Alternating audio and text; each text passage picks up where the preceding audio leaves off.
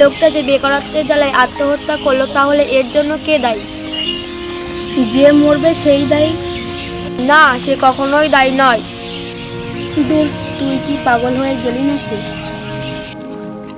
আমি পাগল হইনি, তুই পাগল হয়েছিস। ঠিক আছে, তুই আমাকে প্রমাণ করে দেখা কেন নিজে দায়ী নয়।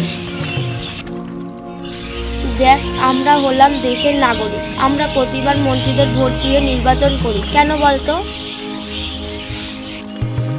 কারণ তারা আমাদের সুবিধা অসুবিধা দেখবে। হ্যাঁ, ঠিক তাই। ওই লোকটি বেকারত্বের জ্বালায় আত্মহত্যা করেছে, তবে তার জন্য সে কখনোই নিজে দায়ী নয়। ঠিক বলেছিস, কারণ তার কাছে কোনো কাজ ছিল না, ওটাই ছিল ওর প্রধান অসুবিধা। কিন্তু আমাদের সরকার এর অসুবিধা দূর করার জন্য কোনো চেষ্টাই করেনি, তাই এর মৃত্যুর জন্য সরকারই দায়ী।